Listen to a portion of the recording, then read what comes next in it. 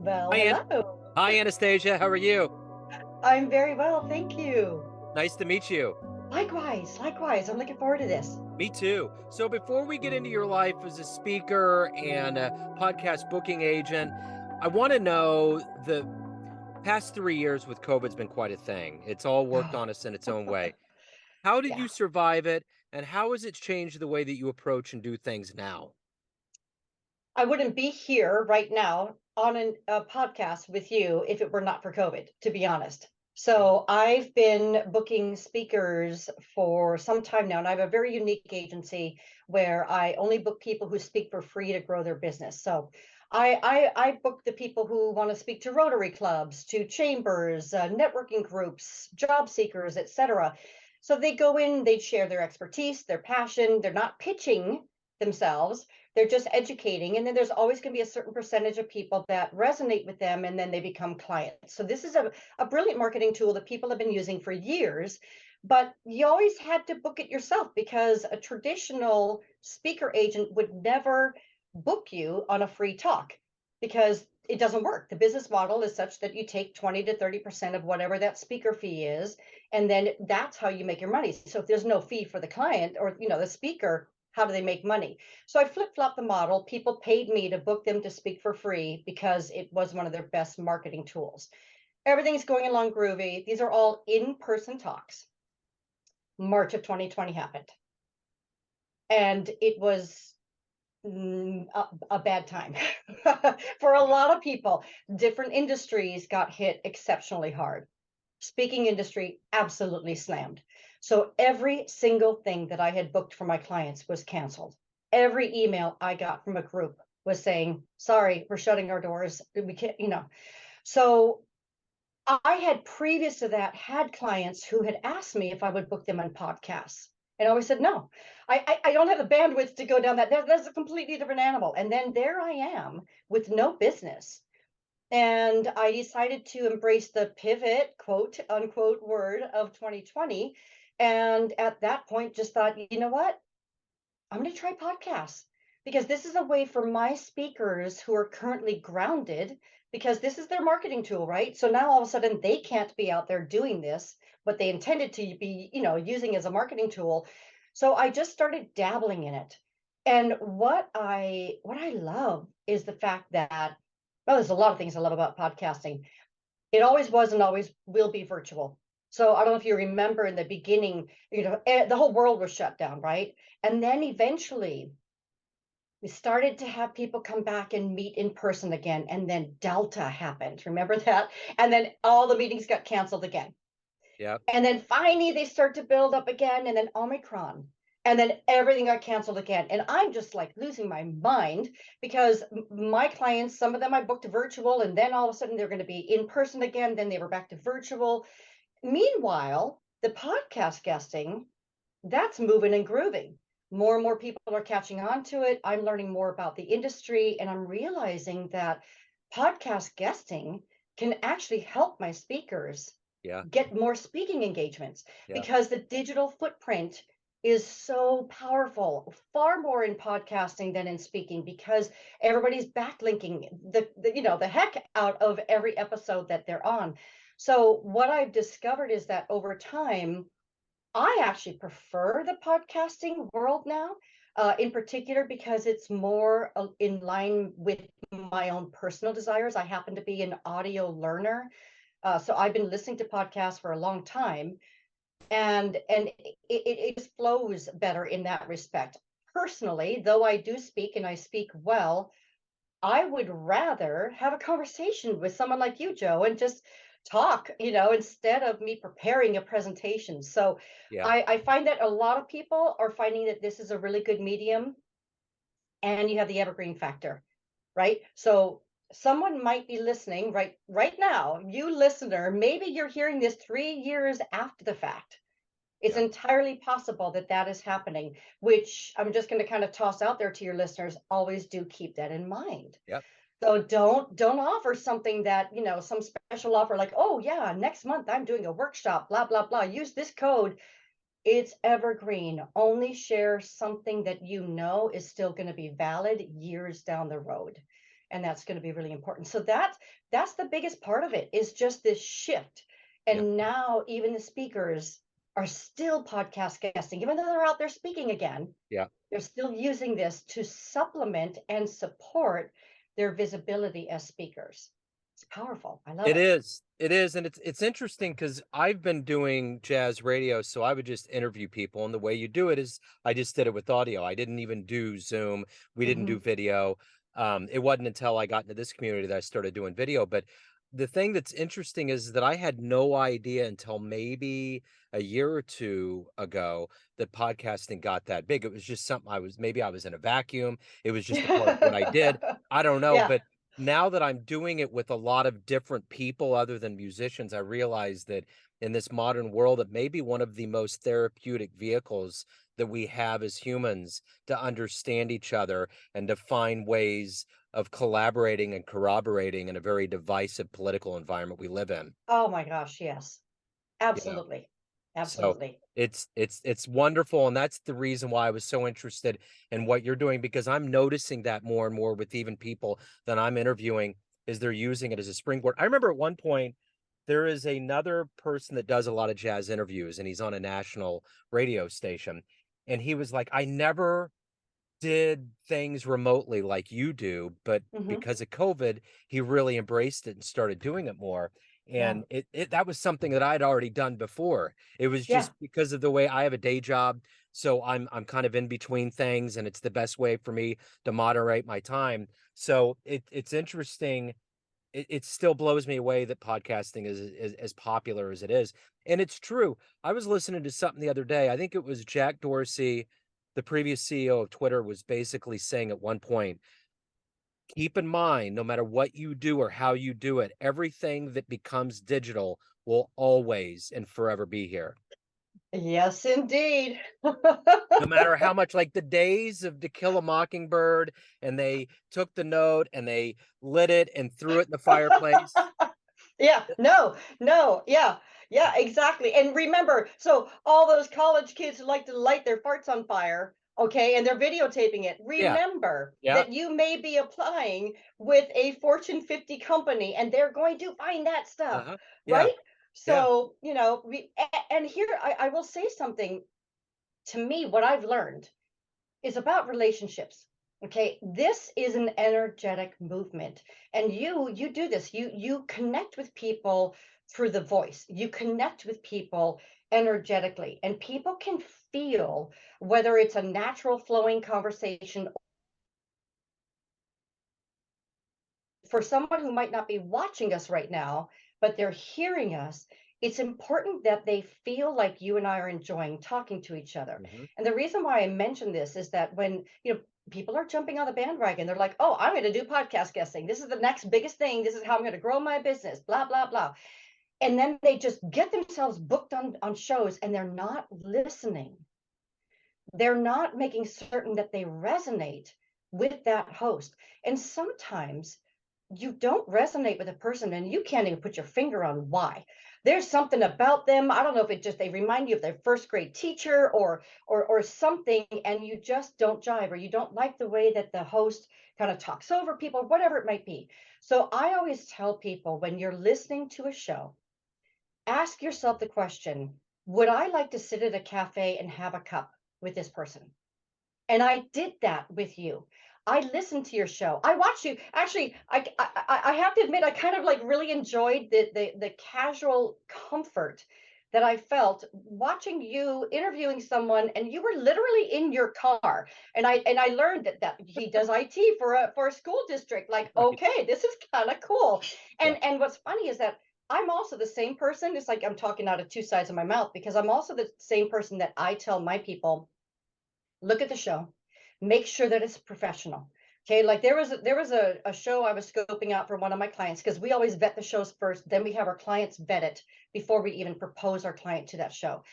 And I watched the show, and this host was like wearing a dirty t-shirt, sitting on a couch with crap all over the back, and she's got this casual, laid back attitude. And I'm thinking like, no, no, no, no, no, no, no. My client is not going to get on this show, because Oh remember that man. that evergreen factor, right? Yeah. But it works you don't have a crappy couch and all that kind of stuff. What I'm saying is that there you are in your car, and you have this dialogue, this flow. You're a radio personality. This works for you. That's your uniqueness, and that's what you get to, that gets to be part of your brand. So it works in that respect. But a person needs to make sure that they like the host, Yeah. because otherwise, if you, I don't care how big that show is, if you get on it and then people can feel that friction, it's awkward. It's Yeah. awkward to be on the other end and hearing it. And it's evergreen, Yeah. right? So it's there forever. Yeah. And it's worth it to make sure, if you don't resonate with the person, there are over 3 million podcasts out there. Now, they're not all active, okay, but there's a lot of other opportunities. So stick with what you, make sure it's in your lane, that you're going to be of value. Okay, that's the most important thing. You Yeah. have to be of value to the listeners, but also, do you jive with the host? Because Yeah. if not, don't do it. Yeah. Just don't do it. Well, So, thank you for the kind words. You keep, when you say evergreen, I haven't heard that term in that way, but I keep thinking about the Doublemint girls. oh, I keep seeing the bikes going down the path. oh my So gosh. Yeah. yeah, Yeah. it's funny how the brain works. It's like it's like with art, when you talk to musicians, there's every single person has an interpretation of either Mm, whether you're in a gallery and looking at a piece of art, or the way you perceive like a piece of music or whatever. It's fascinating how that works. You yeah. Yeah. know. Absolutely. Absolutely. The wonderful thing about the podcasting world is that, yeah, it is the popular thing. A lot of people are getting herded into it, but we all have these very distinct backgrounds we come from. Hmm. So before we get into yours, kind of the alpha of all of this, tell me what your dream was when you were a girl. What did you want to grow up and be? Ah, I wanted to be a dancer. I wanted Gene Kelly and Judy Garland. The two of them were my, now Judy Garland technically wasn't a dancer, she was a singer, but Yeah. those two people, they were my heroes. I wanted to be a dancer. I was raised in Hawaii. Oh, wow. So to be honest, dance, like what Gene Kelly did, was not something I was even aware of that was available Yeah. to me. I was in a little town, well, it's not so little now, but Kaneohe in Hawaii. At that time, I didn't know, no one did ballet and jazz and nothing like that. We did hula. And I am forever grateful for the fact that, as I wanted desperately to be a bluebird, I wanted to be a bluebird, which then turns into a campfire girl, and like that whole, that's the path I wanted to go. My mother blew it and did not register me soon enough, so I didn't get to be a bluebird. And I remember being absolutely devastated. You would think it was the worst thing that had ever happened in my life. Yeah. So she said, "Well, honey, how about dancing hula?" "I don't want to dance hula. I want to be a bluebird." Well, she then took me to a luau where there was this hula dancer. She and a very famous one at that. She's a Zudemeister, which means a big deal in Hawaii. And I remember seeing her dancing. And then my mama said, "That's who your teacher would be." And I was 7, and I was like, "Okay." Okay, I got to meet her afterwards. She became my kumuhula. That put me on a totally different trajectory of my life. So from the age of 7 through 14, which is when we left Hawaii, moved to Wisconsin of all places in Wow. October. Oh, Um, wow. that 7-year period of dancing hula with a woman who is renowned. Her mother was one of the most famous hula masters, Kawi Tsunemeister. I look back on that and I think it's like getting classical training. Hmm. It's like getting classical ballet from a master, and Hmm. then you go off and you do something else. Maybe you do jazz or improv or hip hop or whatever it might be, but you get that classical training. And I believe that brought about something for me. It kind of put me on an even playing field with a lot of the other kids because I was a minority. So it's a very strange thing, but culturally, like, this is why dance is such a big part of my life. Everywhere I travel, I'm fascinated by the dance. being able to be in India and watching the Indian dancers, Mm. one of the most magnificent things I've ever Oh seen. And yeah. every one of the different regions, the different style, it's part of how we communicate. Artists, dance is an expression. And I'm a believer, I'm a Jesus girl, and I do hula to worship songs because it's my way of connecting with the creator, Yeah. because it's part of expression, because I started so young at it. So I never got the Gene Kelly thing. I never went that route. I got the hula in my formative years and then continued through high school because when I moved to California, I was able to dance again. And to this day, is a huge part of what I do. Now I'm fixing to get a new hip at the end of this month. So I have not been able to dance in almost a year. Wow. But I will be able to. I asked the surgeon just yesterday, will I be able to dance hula again? Yes. So yeah, That's wanted wonderful. to be a dancer. And you answered a lot of questions that I wanted to get to about your childhood. And I think probably one of the things that's very impressive about that is that probably at a very early age, you had to decide, I'm not going to do this, I'm going to do that. Did it really kind of teach you adaptability, a level of, hey, you know what? I can go with it, and you don't know what kind of magic lays on the other side of the curtain. Absolutely. Moving around a lot did too. You know, So, when your yeah. parents move you and you have to jump from one school to another, Oh, Hawaii to yeah. Wisconsin had to be. I couldn't Oh, even imagine. there were words that I used that I did not know they weren't English Wow. because I grew up with them. And so there I am in Wisconsin, and oh boy, did I look exotic because I was tan, Oh, I had hair past oh, my waist. Even though I'm oh. this Howley girl, Still, I looked so different to them. And I spoke pidgin. I used words like pal, like when you're done with something and they'd be like, I'm pal. Like, you're what? I'm pal. yeah, And I didn't know that that wasn't a word that they used. And so yeah, it was a challenging time. We only had 2 years there, and yeah, and then moved to California. And California is kind of a melting pot yeah. of everything. So then I was kind of back in my groove with Sure. people that understood me a little bit more, and I was able to connect with Hawaiian culture. My kids, as an adult, my kids actually grew up doing Hawaiian outrigger paddling down the Petaluma River. Petaluma, California is where I've spent most of my life now, although Yeah. I'm up in Oregon now. So, yeah, Wonderful. adaptability. Yeah. When I was in my 20s and I was working in corporate America, I didn't know what I was going to do. And we used to sit around the pitcher of beer and we'd talk about things. And I finally decided, I was like, you know what I want to do? I want to have a jazz radio show and a hammock in Hawaii. That was my dream. And anytime I hear people talk about Hawaii, so I'm halfway there, but Yeah, I'm in Kansas City. We got plenty of sunshine, so I got a pool in the backyard, so I'll take it. But yeah, yeah. one of the big things in our lives are those that we look up to that are inspirational. Who's been a hero for you? In real life, meaning modern times. Yeah, Okay, you know what? I'm gonna toss someone out.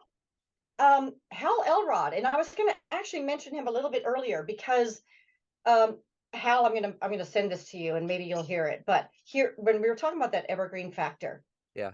his show was the first podcast I listened to, and I discovered it after he had been at it for a while. But this was quite a while ago. That was the perfect example of someone who goes back. So when someone hears a show, like if any of you listeners right now, you are hearing this famous interview show, and this is your first time hearing Joe, and you like this, you like his style, you like what it's about, you're curious about his other guests, you're going to go back and you're going to look at who he has interviewed in the past and listen to some of those shows. When it came to someone like Hal, I literally went back to episode 001, Wow, switched the play order, and I listened to every single podcast of his all the way into the point where I was caught up with him. And wow, even today, I was listening to an amazing podcast that he did on how to feed your brain. And he has inspired me and helped me to understand the value of starting your day on the right foot. He's the founder of the Miracle Morning community. It's this idea of focusing in the morning when you first wake up, and doing these different things that many successful people say is part of their secret sauce, if you will, to help them crush the day. And he's good people. He's just good people. So I love everything about him, his community, what he teaches. I would say he's a modern day hero. So that leads into my next question of if you could interview or meet anybody on this planet right now, maybe you answered it. Who would it be? I don't feel like I need to interview him because I already know, I listen to him all the time. Yeah, sure. Yeah, so if it's someone on this planet that I would love to interview, oh my gosh. Whoa. Whoa, that's This is the curveball. If we want to come back, we can. You can yeah, let it let's kind come of back to that. Let's let come it back to percolate. that. We'll treat this as Yeah. coffee. It takes a minute to make. So Yeah, yeah, yeah. let's do this. You kind of touched a little bit on the ingredients to having a good day. What is the ultimate motivator that gets you out of bed, that gets you through the day, that gets you to do what you want to do with your life? Probably my grandchildren. Um, I want to demonstrate for them how to live your life, and that you get up and you do the hard things. Sometimes life is hard. Yeah. And we don't get to escape that. What we do is we look at that, and I'm just so grateful. I tend to live my life from a Pollyanna perspective, in that I know that I can always find the beauty and the grace in something, even in the moment. And I've been through enough in my life that I've then gotten through and been able to, hindsight, looking back, like, and when it's happening, you're thinking there is nothing worse on this planet that I could be going through right now. This pain, this fear, especially with me, I've, close calls with losing my children, those kinds of things, those traumas that do stick with us. When you recall those, you get to look back and remember, like, in that moment there was nothing else you could imagine other than that particular situation, and how can life be any worse than this? Yeah. But if you can just keep an understanding that all things they do change with time, when we have the hindsight and ability to look back and find those blessings. COVID's a good example. I Yeah. mean, that was a brutal time, and I went, speaking of my grandchildren, I accidentally lived with my granddaughters and my daughter and son-in-law for 11 months. It was only supposed to be 2 weeks. So I was moving into their house temporarily because I was going to rent their house because they were buying another house, and there we are, all packed in boxes, and the deal fell through Wow. in a tiny little house. Three Sicilian wild granddaughters, three adults, four dogs, two cats, like everything, one bathroom, less than, I think, 1,000 square feet. That was brutal. My office, I backed up and I hit my bed. My granddaughters would sleep with me. And I went from that environment to getting my apartment the first week of March. And then the world shut down and I was utterly isolated. Remember in the very beginning how we didn't, like, we didn't even go outside. We brought our groceries home, and then we set them out for 3 days, and then we still wiped them off with Clorox wipes, right? I mean, like, in the beginning, it was really hard. And I had a mother in assisted living that I couldn't see. And so I was completely by myself and had not touched or seen a soul for like 8 weeks in my tiny little apartment. Wow. And that experience really brought me to the point of, remember what you have to be grateful for. Okay, you're terribly lonely right now, but the world opened up. All of a sudden, everybody went virtual. All of a sudden, we created communities. Hmm. There was this oh, day shoot, what's it called? They danced together. They used to get together in huge groups, and of like 200 people that would meet in Central Park, and they would dance in the morning. Day something. I was like a member for a moment, Yeah. and I never could go to any of their big events because I never lived close enough to a big city when they did it. But then all of a sudden they went virtual, which I didn't think was even possible. They had more than 3,000 people at one time all around the world, and we were dancing together. Nice. Like, how beautiful is that? Hmm. So now this pendulum, we now have this mix between virtual and in person. I think we treasure the in person more, but we've had this world opened up. And so when I think back to some of the hard times when I was in the midst of it, I'm thinking, oh my gosh, this is it. This is the end of my business. This is the end of everything that I know. My mother's going to die before I get to see her again, which happened in many cases in during the pandemic with people that were in assisted living in hospitals. It was scary, and then I look back now, it's like, okay, everything happened exactly as it should, Yeah, as awful as it is, and if we can just keep that mindset, it supports us, right? at least absolutely. at least for me at least for me I see so many beautiful silver clouds that came as a Sure. result of it, like us talking right now. Absolutely. Yeah, yeah, yeah, yeah. And I think there's a weird mentality that goes into the whole COVID thing. It's almost like buyer's remorse. Like once you get done saying there was these things that were positive, you're like, well, I'm not downplaying anything, and I don't ever think anybody is. But at the end of the No, day, no, it's no. kind of a character indictment, so to speak. If you were the kind of person that was doing something that really was self-edifying or helping others or doing things that were genuinely for the right reasons, you were going to continue to do that. And if you were Yeah. someone that was not doing that, you're the antithesis. It's just going to happen that way. But what I would like to do is get kind of to the essence of who you are after all of these great stories and vignettes of who you are as kind of someone that helps people tell their story and get in front of people. Everyone has a perception of you, family, friends, clients, colleagues, but you live your life. What's Hmm. your perception of you? Who do you think you are? I think I am a delightful mess. I think I am a person who is embracing the things that I get wrong, knowing that each and every day is a do-over, and that I'm committed to making each and every day better than it was the day before. I am someone who integrity is huge part of what I'm about. And I do have a little bit of a popcorn brain. It goes off in many different directions, and I overthink things, which my family laughs with me about.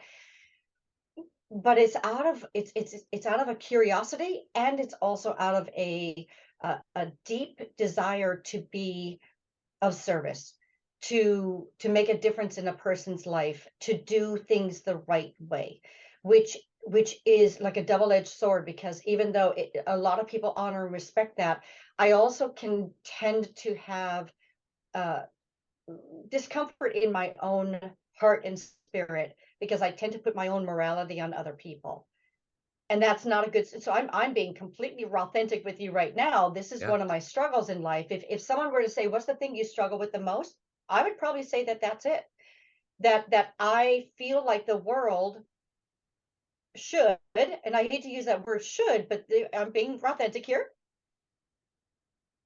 treat people like they want to be treated themselves, and when they're not doing that, it frustrates me, because it's like, how do you not see that what you're doing right now is not serving someone? It's actually harming them, not because it's not intentional. It's just the way that we show up. Can we do it a little bit differently? And then I get to look at the fact that they don't see things the way that I do. Yeah. And so how who am I? Hal, in fact, Hal Elroth, he talks about this, especially when things were really getting ugly during the pandemic, with just polar divides, continental divide between people. And I've seen, and I get both sides. I get it. But what he was saying is that at the end of the day, everyone is doing the best they possibly can with what they believe to be true. Yeah. And if I had that exact same circumstance or circumstances that that person had their entire life, then how can I judge and say, oh, I would have done this differently? Well, Hmm. no, Right. because I had walked a country mile in their boots, right? how can I say that? I can't. So I get to reel myself back in all the time. It's crazy in here, in this brain, this back and forth that I do because I catch myself all the time in my humanity. And then it's like, okay, you're doing it. You're doing it. Ah, the grace, the grace, the grace and the understanding. And here's what I can do to try to make a difference. And then I get to start over again the next day. So when I wake up in the morning, it's like, thank you, Lord, for another day for Sure. me to try to get it right. Absolutely. Absolutely. Yeah, Yeah. it's kind of like that. It's a little bit like Groundhog Day. Yeah, you get to kind of get in there and figure it out, you know? Yeah, yeah, Uh, totally.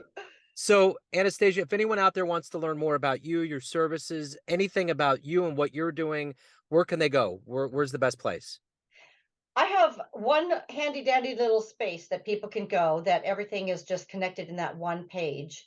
And it's just to go to my website, which is accessspeakers.biz, B-I-Z, okay? Accessspeakers.biz/thank you.